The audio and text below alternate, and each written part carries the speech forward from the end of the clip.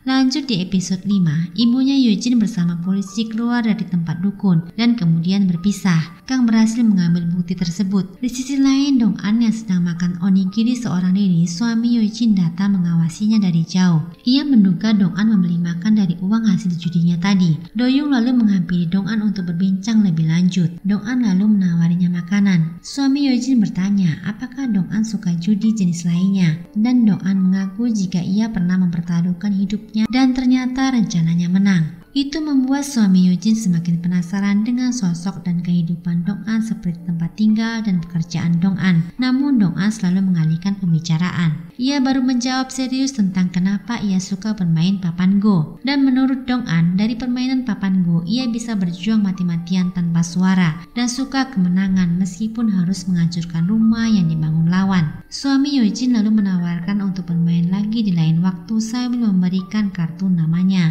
Dong-an lalu minta izin untuk pergi duluan. Saat di rooftop apartemen, Dong-an bertemu dengan pemiliknya. Dong-an bertanya kenapa harga sewa apartemennya murah, tapi si pemilik tidak mau menjelaskannya. Dong-an pun mengira jika apartemennya berhantu. Itu membuat si pemilik apartemen tertawa dan tetap saja tidak mau menjelaskan. Saat berada di mobil, Dong-an mendapat catatan dan dokumen dari Kang. Dan di hari berikutnya, Kang mendapat banyak uang untuk menjalankan tugasnya. Namun Dong-an mengaku jika ia punya banyak uang yang dikumpulkannya sejak umur 20 tahun. Untuk itu Kang jangan mengkhawatirkannya. Kang berencana mencuri ponselnya Hee-jung. Walau mereka jarang bertemu, hanya berkirim surat lewat catatan. Namun Kang merasa senang. Malamnya mereka ketemuan. Kang cemas sekaligus bangga dengan Dong-an. Kang menunjukkan foto ibunya Eugene dan polisi. Kang dan Dong-an nampak semakin akrab. Namun saat Kang ingin mengambil foto, ingatan Dong-an saat disiksa dulu kembali terlintas. Dan akhirnya Kang minta maaf. Dong-an memastikan jika ia baik-baik saja. Dan Dong-an pun minta difoto lagi.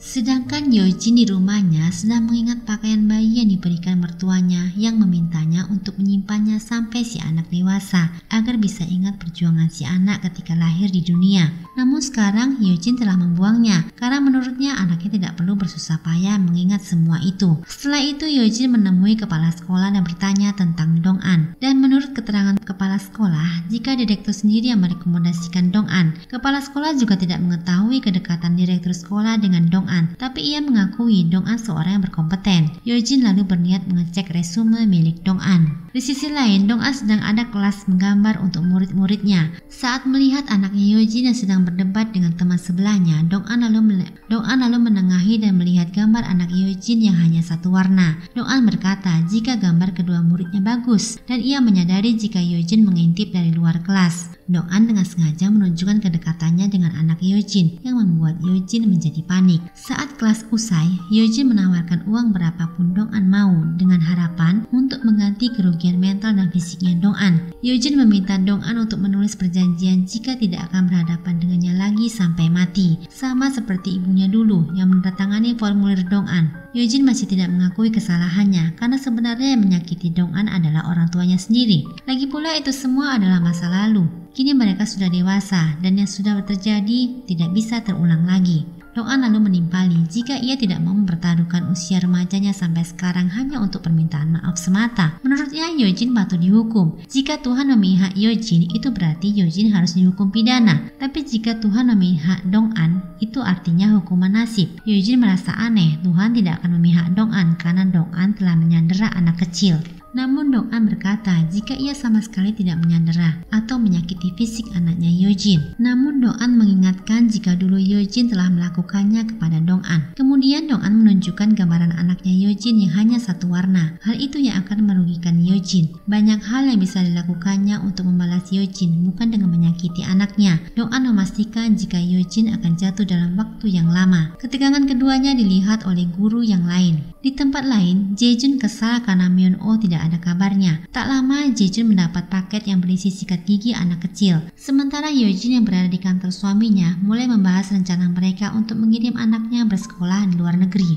Suaminya yang bingung segera menolaknya karena alasan Eugene tidak masuk akal. Eugene lalu meminta suaminya untuk bicara pada direktur sekolah agar wali kelas anak mereka diganti karena sudah tidak waras. Suami Eugene pun semakin bingung, namun Eugene tidak mau menjelaskan. Eugene hanya beralasan terlalu emosi dan lelah, kemudian ia pergi. Malam harinya Eugene meminta bantuan polisi kenalan ibunya guna mencari informasi tentang Dong-an. Sampai-sampai ada panggilan ponsel dari Jae-jun, tapi ia abaikan. Tapi Eugene tidak mau menjelaskannya kepada polisi tentang masalahnya dengan Dong-an karena menurutnya itu tidak penting lagi. Di tempat lain, Yeojung datang ke psikiater dan menjelaskan keadaannya saat ini. Yeojung merasa kesepian. Saat bekerja, ada pasien guru yang membuat Yeojung membahas tentang guru karena Yeojung cuma ingin tahu gimana rasanya menjadi seorang guru.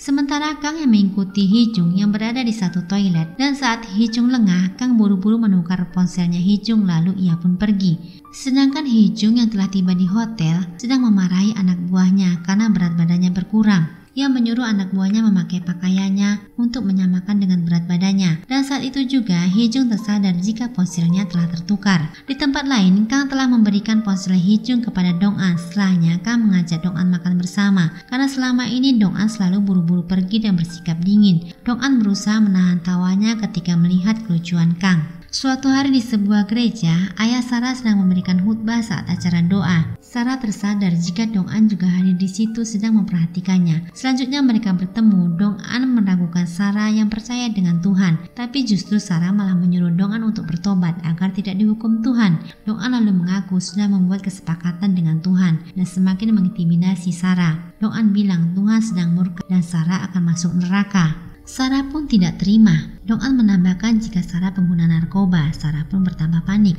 Dong-an lalu melempar tas dan meminta Sarah untuk mengisi penuh dengan uang dolar selama 15 hari ke depan. Sarah tidak terima dan mendorong Dong-an, tapi tidak sengaja Dong-an menjambak rambut Sarah yang ternyata rontok. Selanjutnya nampak Dong-an sedang duduk sendirian di sebuah taman. Saat melihat para lansia bermain papan go, tiba-tiba mengingatkannya pada sosok Yeojung. Ia lalu mengecek ponselnya. Ternyata banyak pesan dari Yeojung yang tak satu pun Dong-an balas. Dan Dong-an pun segera mengirim pesan ke Yeojung. Yeojung yang saat itu mengetahui ada pesan dari Dong-an seketika merasa senang. Temannya merasa bingung karena sudah 8 tahun Dong-an tidak pernah menghubunginya. Ternyata di situ Dong-an mempertanyakan tentang obat. Ia lalu menelepon Dong-an dan akan menjelaskannya secara langsung. Setelah itu Dong-an dan Yeojung akhirnya ketemuan. Yeojung sangat antusias berbincang dengan Dong-an. Yeojung mengira jika pria yang mendekati Dong-an punya masalah seksual sehingga menggunakan obat itu. Yeojung menyarankan agar Dong-an memilih pria yang tidak menggunakan obat tersebut dan dokter biasanya tidak menggunakan obat itu. Dong-an merasa Yeojung salah tanggap. Yeojung sadar jika Dong-an bertanya tentang obat itu hanya sebagai alasan agar mereka bertemu. Dong-an bisa mencarinya sendiri di internet. Dong-an lalu minta maaf atas pertemuan sebelumnya karena merasa kasar kepada Yeojung. Permintaan maaf itu malah membuat Yeojung tidak tenang, seakan-akan mengisyaratkan perpisahan. Yeojung jadi tahu jika Dong-an tidak ingin dikirimi pesan lagi. Yeojung semakin bertanya apakah ia tidak semenarik itu, tapi Dong-an menjawab jika Yeojung bukan tipenya. Yeojung kecewa karena merasa Dong-an telah berbohong. Tapi apapun alasan Dong-an, Yeojung yakin ada yang sedang Dong-an kerjakan. Yeojung akan mendukung apapun yang Dong-an lakukan. Yeojung masih menawarkan diri agar mereka berkencan. Ia akan membahagiakan Dong-an. Hal itu membuat Dong-an tertawa. Tapi Dong-an berkata jika sekarang ia tidak mencari pendamping melainkan seorang algojo yang mau bergabung dengannya. Seketika ingatan Dong-an kembali saat dulu ia dicekik. Saat itu Sarah merekamnya dan menanyakan Dong-an yang tidak pingsan walau sudah dicekik selama 8 detik. Ia menyuruh Myeon-oh memukul Dong-an dengan keras sampai pingsan. Jika Dong-an tidak pingsan berarti pukulan Myeon-oh lemah. Di lain hari, Myeon-oh datang menemui Dong-an. Dong-an lalu membahas tentang tato di leher Myeon-oh yang dulu sempat ditutupnya dengan koyo, yang berarti bahasa Latin itu akan berubah menjadi bahasa Spanyol. Myeon-oh sendiri nampak senang dan memberitahu tentang jasad Sohee di rumah sakit. Myeon-oh ingin tahu siapa yang bertanggung jawab atas kematian Sohee. Myeon-oh memastikan jika hidup pelakunya tidak akan tenang, dan ia menegaskan jika di antara mereka berlima bukan ia pelakunya. Kemungkinan jika pelakunya Sarah pasti dilakukan saat mabuk, atau Yeojin yang memang paling menakutkan di antara mereka. Atau juga Hee-jung yang takut aibnya dengan guru olahraga tersebar, atau bisa jadi Jae-jun karena Sohee mengejeknya buta warna. Dong-an lalu membisikkan nama yang sudah membunuh Sohee. Malam harinya Sarah menemui Yojin. Ia bercerita jika ia telah dipaksa Dong-an untuk memberinya sejumlah uang. Gak lama Jae-jun datang. Mereka lantas mempertanyakan Myeon-oh yang tidak ada kabarnya. Yojin dan Sarah khawatir dengan Dong-an, sementara Jae-jun sibuk mempertanyakan keadaan anaknya Yojin. Di hari berikutnya, Myeon-oh berniat pergi ke luar negeri. Ia membeli tiket pesawat menuju Rusia. Setelah itu ia menelepon Hee-jung, Sarah, Yojin dan suaminya serta Jae-jun untuk mengadakan pertemuan atas perintah Dong-an. Namun setelah itu Myeon-oh dihajar oleh seseorang yang tidak diketahui. Scene berpindah saat Dong-an mengingat kembali saat tangannya terluka. Dong-an menuliskan kalimat tatonya Myeon-oh lalu menutup tengahnya dengan plester hingga membentuk kata memori yang dalam bahasa Spanyol berarti aku mati. Lanjut di episode 6. Saat itu Yojung yang tengah duduk sendiri teringat perkataan Dong-an yang sedang mencari Al Gojo untuk bergabung dengannya. Gak lama ibunya datang dan menanyakan kenapa Yojung ingin bertemu. Yojung beralasan jika ia ingin membuka praktek sendiri. Ibunya pun setuju. Yojung lalu memberikan surat pengunduran dirinya. Yojung berencana akan tinggal di tempat yang dekat dengan seorang wanita yang disukainya, dan itu membuat ibunya sedikit kesal karena Yojung berbisnis demi seorang wanita, bukan untuk uang atau untuk membantu orang yang membutuhkan pertolongan. Sementara itu, Yojin sedang melakukan ritual di tempat dukun. Ibunya menyuruh Yojin meletakkan jimat dalam tas si anak. Ibunya Yojin kecewa karena masalah Dong-an saja Yojin tidak sanggup mengatasinya. Mulai sekarang ibunya akan mengurus Dong-an, namun Yojin takut jika Dong-an membongkar masa lalunya. Jika sampai semua tahu, maka efek sampai kepada anaknya sendiri. Sementara itu Dong-an mengecek ponselnya Hee-jung dan menemukan petunjuk orang yang Hee-jung sukai. Namun gak lama, dua rekan kerja pria Dong-an datang. Rekan pria yang satu menyuruh rekan yang satu lagi untuk mengambil kopi. Ternyata rekan pria ini bersikap kurang sopan. Tak lama Dong-an menerima pesan dari Kang untuk urusan penting. Rekan guru pria itu berkata jika menurutnya Dong-an menyukai pria yang lebih tua atau menyukai lebih dari satu pria. Tapi diakhiri dengan kata bercanda yang bagi Dong-an itu sangat tidak lucu. Dong-an pun membalasnya dengan bercanda. Menurutnya pantas saja si guru tidak punya pacar karena sikapnya membuat orang lain tidak nyaman. Si guru malah emosi. Jika bukan wanita, Dong-an pasti sudah dipukulnya.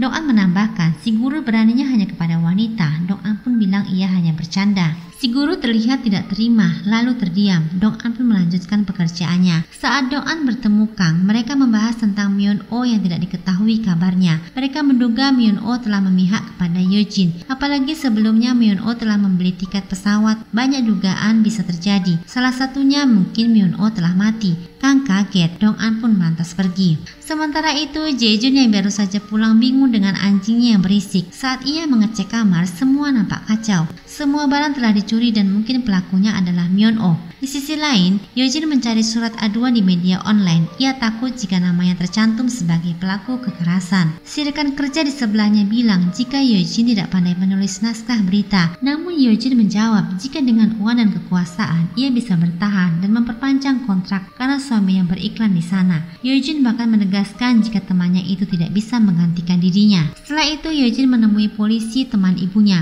Panggilan telepon dari Jae-jun tidak dihiraukannya. Sedangkan si polisi juga belum mendapat informasi lebih tentang Dong-an. Menurut si polisi, agar mendapat info tentang Dong-an perlu dihubungkan dengan kasus yang lain. Namun Yojin masih tetap tidak mau memberikan info apa-apa tentang Dong-an. Yojin menjanjikan bayaran tinggi agar polisi lebih giat dalam mencari info tentang Dong-an. Sementara itu, Dong-an menemui kawannya yang paham tentang teknologi untuk menjelaskan tentang Myeon-oh yang terlacak membeli tiket pesawat dan hotel. Ternyata diketahui Myeon-oh tidak jadi naik pesawat dan tinggal di hotel. Kemungkinan saja Myeon-oh masih di Korea dan bisa jadi meninggal atau hilang. Karena Myeon-oh sudah tidak ada, Dong-an lalu mencari penggantinya. Ia lalu mencetak fotonya bersama suami Yojin sewaktu di minimarket tempo hari, di mana suaminya Yojin sudah menyelesaikan proyek taman dengan pola seperti papan Go, yang mana permainan itu mengingatkan suami Yojin akan sosok Dong-an. Sedangkan Sarah yang sedang kecanduan berusaha menghubungi Myeon-oh, namun tidak ada respon. Sarah teringat jika Myeon-oh pernah mengajak ketemuan. Nampak Sarah semakin frustasi. Di sisi lain, Yeojin sedang menutup bagian kakinya yang terluka, sehingga obrolan Yeojin dan teman-temannya di grup hanya membahas Myeon-oh yang tidak diketahui keberadaannya. Sementara Hee-jung yang sedang berada di toko perhiasan masih bingung memilih berlian mana yang akan dipakainya di pernikahan nanti. Ia sempat bertanya di grup namun tidak ditanggapi, sampai calon suaminya datang dan akhirnya memilihkan berlian yang paling besar. Hee-jung senang meski sempat dimarahi calon suami karena tidak memakai sepatu tinggi. Di tempat yang berbeda, saat Dong-an mengendarai mobilnya, ia mendapat info jika ada mobil asing yang mengikutinya. Dong-an bingung karena Kang mengikutinya juga. Dong-an pun mempercepat laju mobilnya dan berpisah dengan Kang. Sampai di sebuah tikungan, Dong-an ngerem mendadak sehingga mobil di belakangnya menabraknya, tapi tidak parah, membuat si pengemudi kesal. Sehingga mereka menawarkan dua pilihan, lapor polisi atau membayar mereka dengan tunai. Dong-an berpikir seharusnya mereka menghubungi pihak asuransi dulu, namun ternyata itu mobil sewaan. Akhirnya mereka memaksa minta uang tunai. Karena tidak mau transfer, mereka pun meminta nomor ponsel Dong-an lalu pergi. Akhirnya Dong-an pun lebih tenang karena tidak lagi diikuti. Gak lama Kang datang. Dong-an kesal kenapa Kang malah mengikutinya, bukan mengawasi Jae-jun. Kang menjelaskan saat ia tadi mengikuti Jae-jun yang akan menemui anaknya Yeojin di sekolah Dong-an mengajar, tapi ketika melihat sebuah mobil mengikuti Dong-an, ia jadi khawatir dengan keselamatan Dong-an. Dong-an pun merasa bersalah telah menuduh Kang. Setelahnya Kang menunjukkan jika Jae-jun merupakan pelanggan tetap rumah makan. Tak lupa Kang membelikan makanan untuk Dong-an. Sebenarnya selama ini Kang membantu Dong-an agar dirinya cepat bertemu dengan anaknya untuk makan bersama. Dong-an minta maaf, ia tahu Kang orang baik, maka dari itu ia akan berusaha menyatukan Kang dengan anaknya. Dong-an menolak pemberian Kang lalu ia pun pergi. Di waktu yang berbeda, Dong-an mendatangi Queen. Sedangkan Hee-jung yang bersama Jae-jun membahas tentang Myeon-oh yang belum jelas keberadaannya. Jae-jun berusaha menghubungi Yeojin tapi tidak ada balasan. Hee-jung menduga Yeojin pasti tidur dengan pria lain, tapi Jae-jun tidak terima. Ia malah menghina Hee-jung sebagai wanita murahan dan juga agar jangan bicara sembarangan. Sebelum Hee-jung pergi, Jae-jun bertanya tentang ulang tahun anaknya Yeojin karena ia cuma ingin memastikan apakah anak Yeojin adalah anaknya. Hee-jung tidak percaya, kemudian ia pun pergi. Sedangkan Yeojin sedang melakukan siaran radio. Yeojung yang sedang dalam perjalanan juga mendengar siaran tersebut. Rupanya Yeojung mendatangi pemilik suatu bangunan yang akan disewanya sebagai usaha klinik. Ia pun merasa cocok, sementara suami Yeojin mendapat paket kiriman kilat yang berisi kartu nama Myeon-oh dan foto saat dirinya ngobrol dengan Dong-an di minimarket tempo hari. Suami Yeojin berusaha menghubungi Myeon-oh tapi tidak aktif. Kemudian di lain hari, suami Yeojin menemui Jae-jun dan bertanya tentang Myeon-oh. Jae-jun tidak mengerti kenapa suami Yeojin mencari Myeon-oh, dan dari rokok yang digunakan Jae-jun mengingatkannya pada Yeojin. Suami Yeojin bilang ia mencari Myeon-oh karena ada yang mau dibahas. Jae-jun menduga suami Yeojin juga menerima paket dari Myeon-oh. Suami Yeojin lalu bertanya isi paket yang diterima Jae-jun, namun mereka sama-sama tidak menjawab. Jae-jun mengatakan jika Myeon-oh tidak bisa dihubungi. Mereka pun bertukar kartu nama agar bisa saling bertukar info tentang Myeon-oh. Malam harinya di taman Papan-gu hasil proyek suami Yeojin, ada kehadiran Yeojung. Ia menghubungi Dong-an yang sedang memperbaiki mobilnya. Dong-an melihat pesan Yeojung yang mengajak untuk bertemu. Tapi di saat itu juga ia melihat pekerja bengkel yang sedang memanggang daging. Trauma masa lalu Dong-an pun muncul. Tiba-tiba Dong-an merasa pusing dan sempoyongan. Dan saat ia mencari ponselnya yang jatuh, tangannya malah mengais bekas oli, membuat orang-orang yang ada di situ bingung melihat sikap Dong-an. Namun tak lama Dong-an akhirnya sampai di kediaman Yeojung. Yeojung pun mempersilahkan Dong-an masuk. Ia pun bertanya apa yang terjadi. Dong-an malah mengungkit pertanyaan Yeojung yang pernah bertanya padanya alasan Dong-an melakukan hal yang sulit ditebak. Dong-an akan bercerita yang tidak ada satupun dari kisahnya yang menyenangkan. Yeojun pun siap mendengarkan. Di tempat lain, Yeojin berdandan akan pergi. Anaknya yang melihat Yeojin tampak cantik membuat si anak ingin seperti ibunya. Sementara Jae-jun telah mendapat hasil tes DNA yang menyatakan jika anaknya Yeojin 99% adalah anaknya. Sedangkan Hee-jung yang sedang berada di tempat kerja mendapat paket yang berisi fotonya Jae-jun. Sementara Sarah yang tetap melukis meskipun sedang kecanduan. Ia juga sedang menyiapkan uang yang Dong-an minta. Sementara Myeon-oh berada di suatu tempat dalam keadaan terluka. Sekarang Dong-an memberitahu jika ia mempertaruhkan hidupnya hanya untuk balas dendam. Yeojung tidak menyangka karena menurutnya jika Dong-an berhenti, hidup Dong-an akan lebih baik daripada perundungnya dulu. Tapi Dong-an tidak berniat jadi baik. Yeojung berkata jika Dong-an selesai balas dendam, dunia Dong-an juga akan berakhir. Dong-an hanya tertawa. Ia merasa iri dengan kehidupan Yojung yang pasti bahagia sejak kecil dan tidak pernah merasakan pahitnya dunia. Dong-an lalu menunjukkan bekas lukanya dan minta Yojung menyembuhkannya. Setelah dicek lukanya tidak hanya di satu tempat, Dong-an berkata jika ia tidak akan berhenti sampai ia mendapat bekas luka tersebut. Dong-an lalu melepaskan pakaian dan memperlihatkan seluruh bekas luka di tubuhnya. Yojung merasa tidak percaya dengan apa yang ia lihat. Jelas para pelakunya tidak punya rasa kemanusiaan sehingga bisa berbuat sekeji itu. Dong-an merasa hidupnya sudah hancur, maka ia tetap setia dengan amarah dan sikap buruknya. Ia akan tetap meneruskan balas dendamnya. Yojung pun bersedia menjadi algojonya Dong-an.